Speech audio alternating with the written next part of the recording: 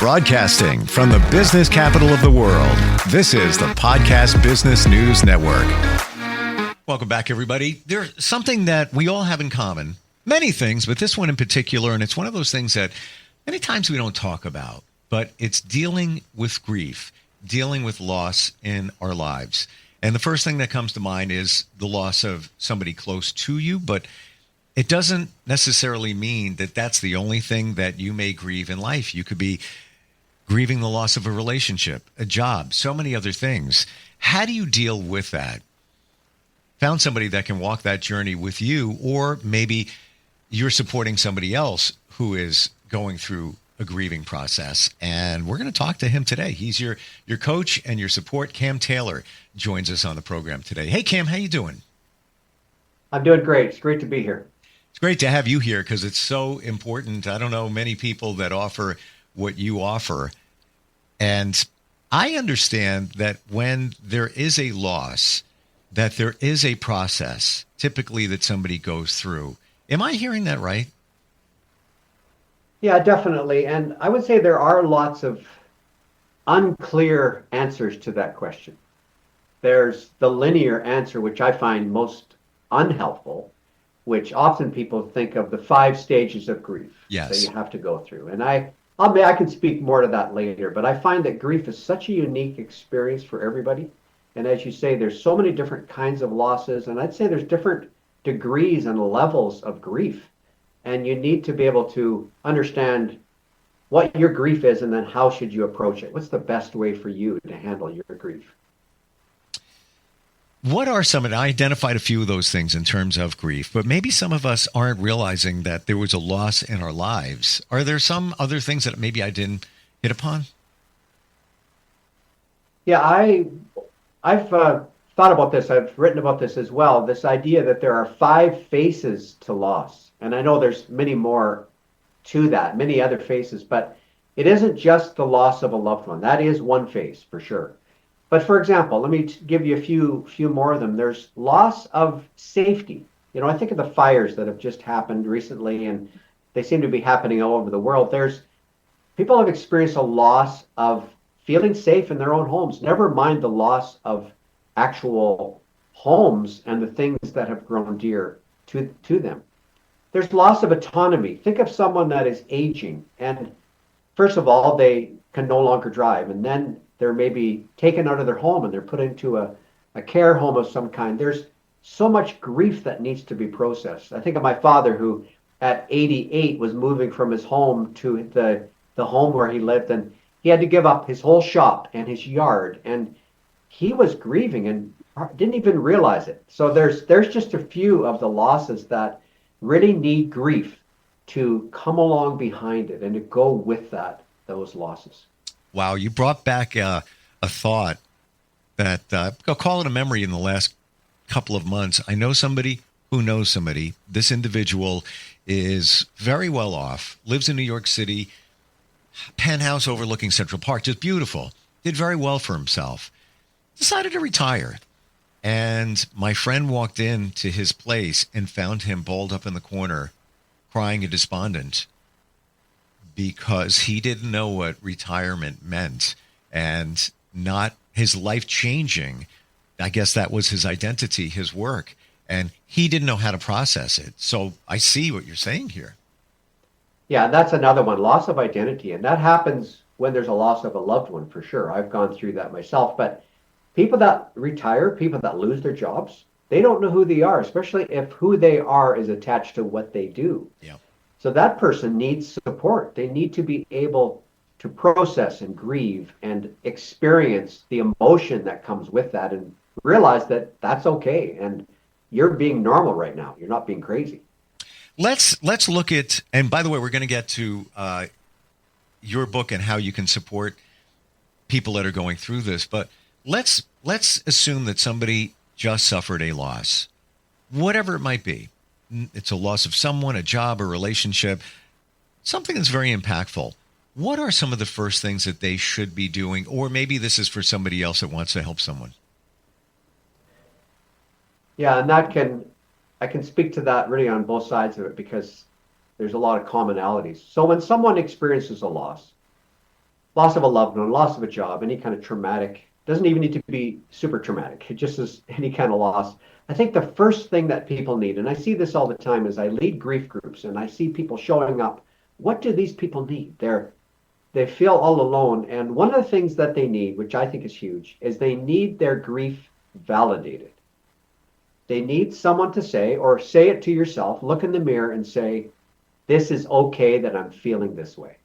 Because a lot of times people feel like I shouldn't feel this way, or I should get over this faster, but especially in those early stages or phases of a loss, you need to know that it's okay to be exactly where you are on that journey, especially emotionally. And there's all kinds of even physical reactions in your body that hit you.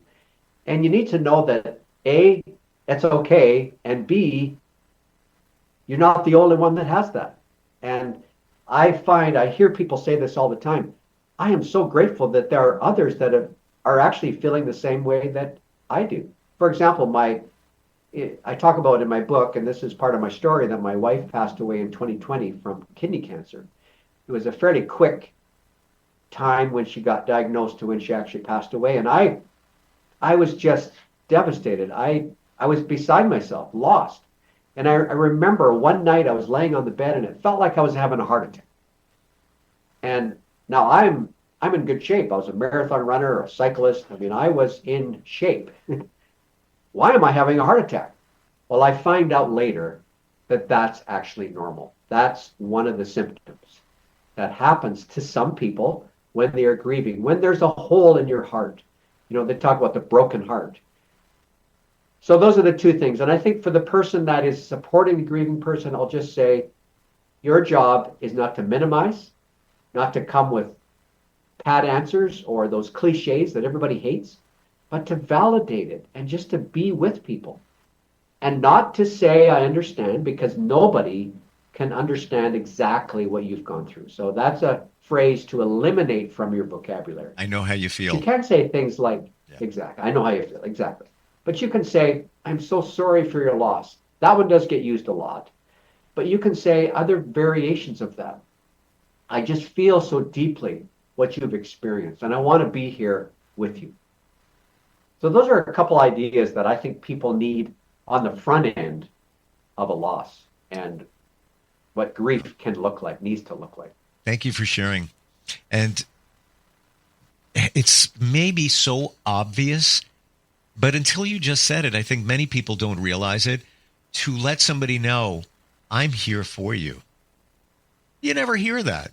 I think we're afraid to say it. I don't know. Even when somebody suffers a loss and it's a friend on Facebook or a connection on Facebook, and you want to send some caring vibration to them, just let them know. But yeah, a lot of times, sorry for your loss. And that's okay. At least you're making the attempt. I always try to think even deeper than that. I try to get in their head. If it's somebody closer, I'm here if you need somebody to talk to. Anytime, reach out. That I think speaks volumes, and knowing that, like you in that moment that felt like you were having a heart attack. What do I do? Who do I reach out to? Who? We don't have that answer at that time, right? Exactly. And I think sometimes it can be as simple as a text to somebody that you have a relationship with. I think this is just as tricky. If that person that's had the loss doesn't really know you, that can be awkward. Yeah. Because why all of a sudden are you approaching them? And I think we have to be careful there, that we think, now we're going to swoop in and be the rescuer, right, and be this great support for this person. No, you have to be careful. If it's a person you have high trust with, then you may think, oh, I don't want to bother them. But what they need is someone to actually care. And sometimes we don't know what to say, so we say nothing. Well, say something. Yeah. Say, I'm here for you. I just had a friend lose his son at a young age, in his 30s. And this friend of mine, we have a strong relationship, very trusting, a lot of trust.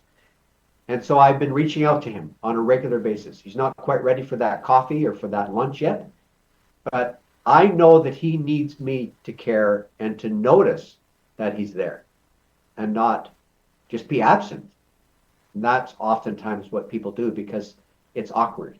And the person grieving needs those little touch points. Someone just saying that you care. And, they'll often say, well, offer to take them something or give them something. And I say, be as specific as you can. Don't just say, if you ever need anything, let me know. A grieving person doesn't always know what they need. So say something like, do you want a $100 gift card for this restaurant or that delivery service? So then you're giving them those options. You're making it easy for them to say, yes, and here's how you can help me. Love that advice. Even something as simple as, I want to have dinner delivered. Whatever you guys want, let me know. Yeah. Wow.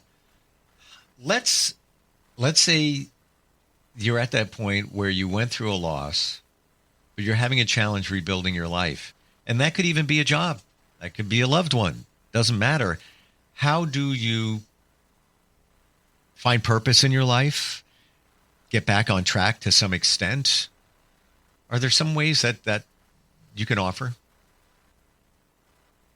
There's a lot of things that come to mind. One thing that I've thought through is I've created my own little grief kind of process. It's not linear, but it is these 4 pieces to a healthy grief journey. I call it the good grief journey, not good grief Charlie Brown, but good as in thorough, as in deep grief, and deep healing eventually.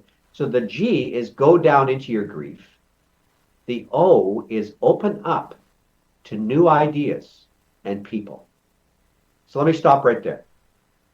That to me is partly what a person needs. They don't know what they don't know about grief. That's why I'm such a believer in education, in helping people grasp ideas that they've never thought of, that actually give them handles to hold on to as they walk through their grief.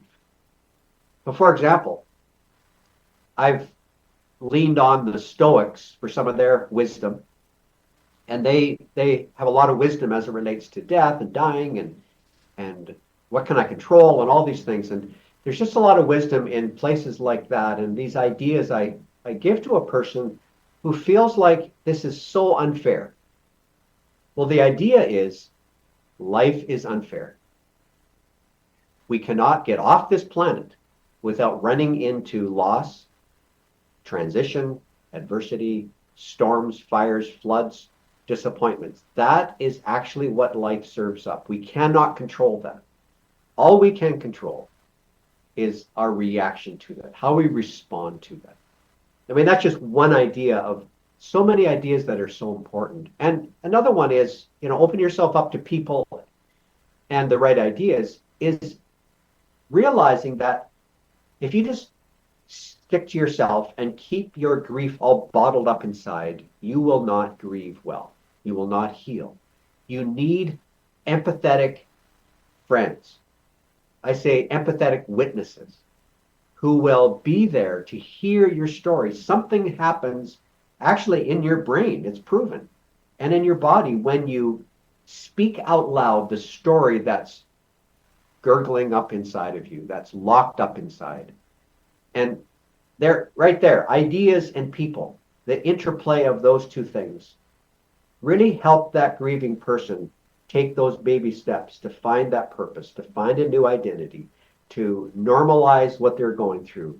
And it is a tedious journey many times, but it's the journey that you have to go on if you want to get to the D in good, which is discover how to live again after loss.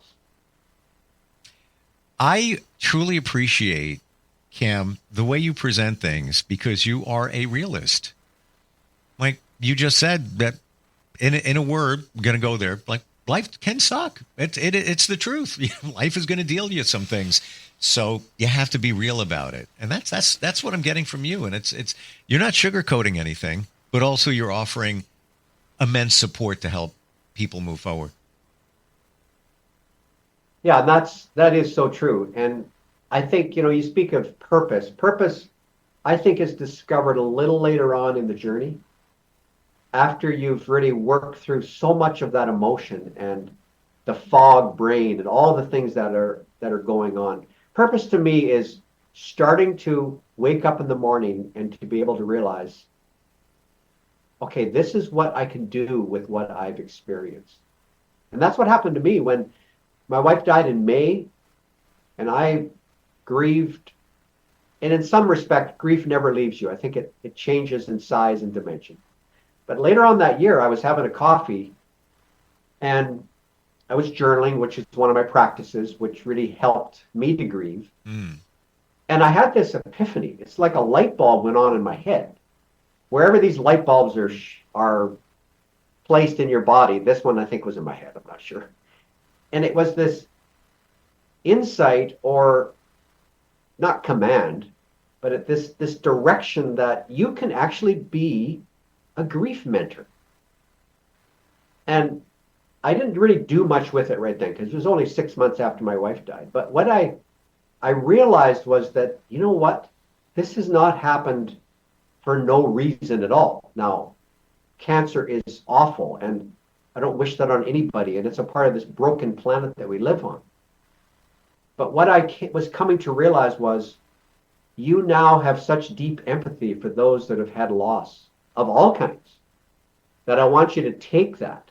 And you're also a writer and an educator and a teacher and a coach. I want you to take that, wherever that voice was coming from, and start to help others who really don't have that support. So that purpose for me is what I'm doing today. I am sharing, I'm supporting, I'm encouraging people that may not have a place to go, maybe haven't found the support they need to travel well through the grief that they're experiencing, or to know how to help the person that's grieving and they don't know where to turn. Empathy.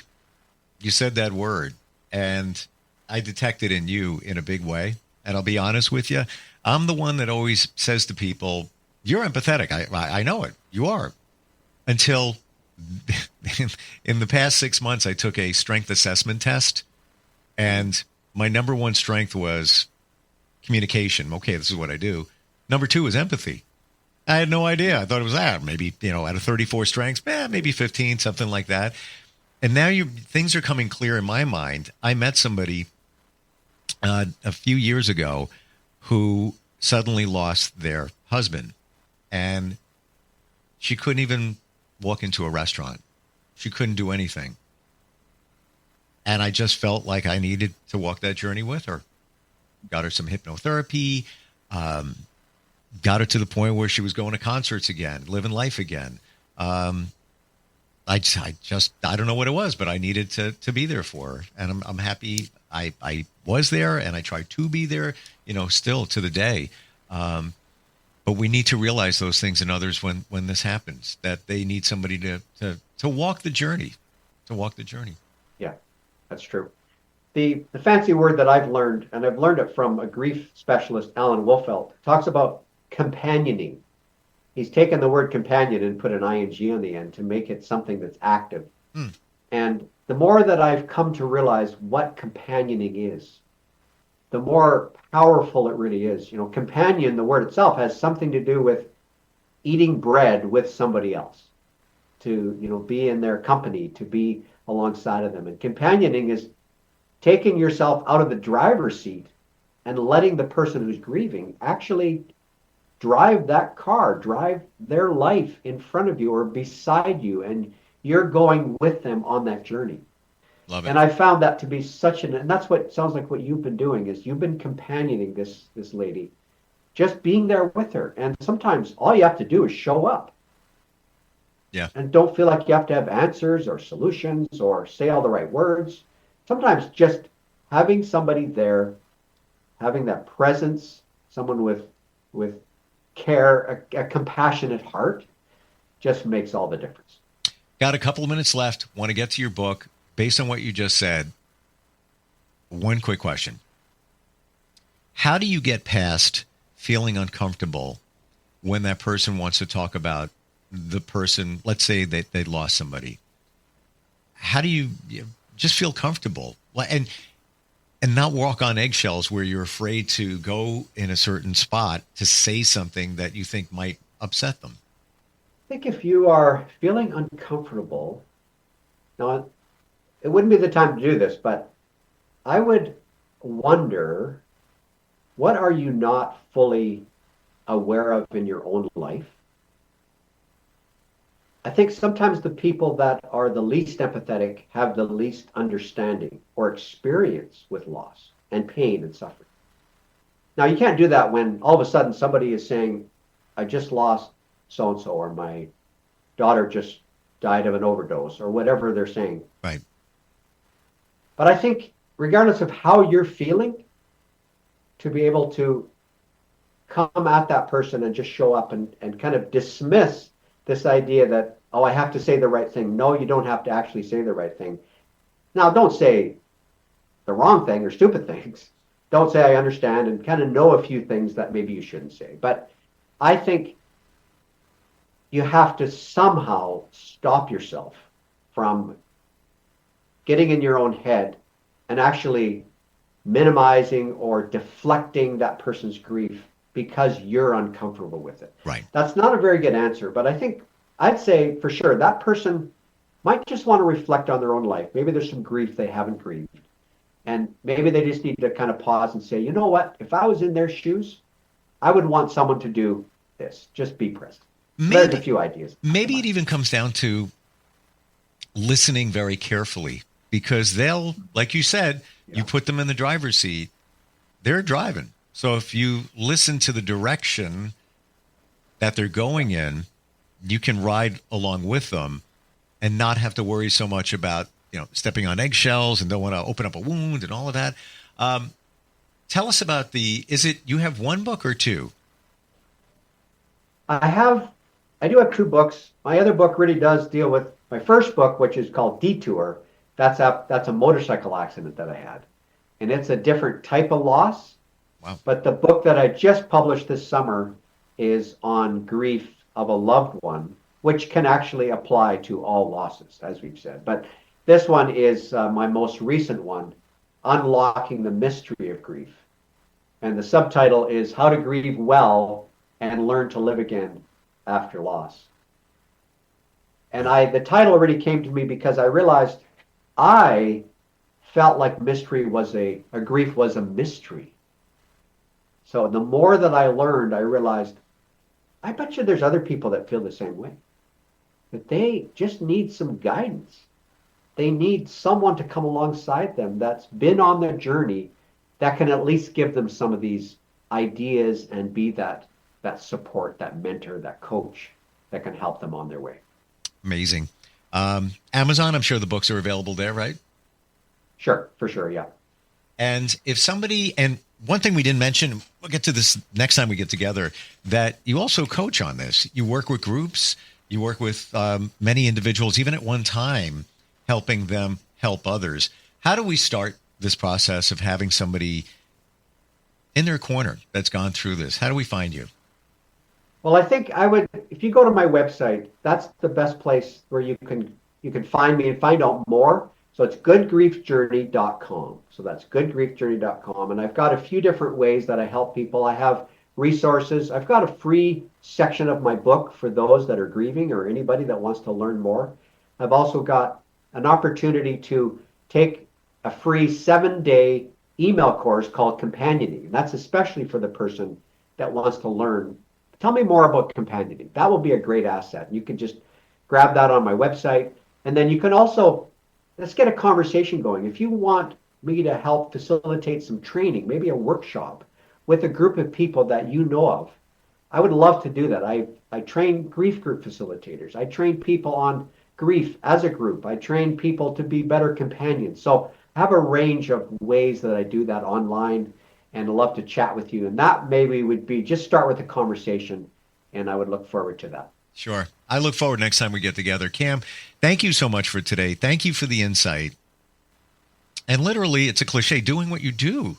It's the only way I can say it. And there's not a lot of people out there that have somewhere to turn to walk this journey. And companioning, what a great term. Because the word companion, sometimes it can get uncomfortable. You're somebody's companion. Yeah. In a way, I guess you are when you're walking that journey. But companioning is maybe the verb of exactly. That. Fantastic. Thank you so much, and looking forward next time we get together.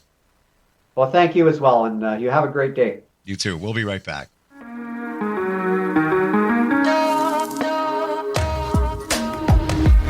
Broadcasting from the business capital of the world, this is the Podcast Business News Network. Adopt US Kids presents Multiple Choice Parenting. Your daughter just had her first breakup. Do you A, put yourself in her shoes? How could he do this to you? And for Sheila, she has split ends. B, console her? Oh, sweetie, this is going to happen a lot. 4, maybe 5 more times before you get married. C, take charge? Got to get this all straightened out. Give a little talking to, man to man, mano a mano. Hey, Steve! It's now a good time? No? Okay, no problem. Bye. Or D, help her find a new boyfriend? I know a great place to meet boys. The internet. Nice, single boys. Never mind. How about some ice cream? As a parent, there are no perfect answers. But you don't have to be perfect to be a perfect parent. Thousands of teens in foster care will love you just the same. For more information on how you can adopt, visit adoptuskids.org. A public service announcement from the U.S. Department of Health and Human Services, Adopt U.S. Kids, and the Ad Council.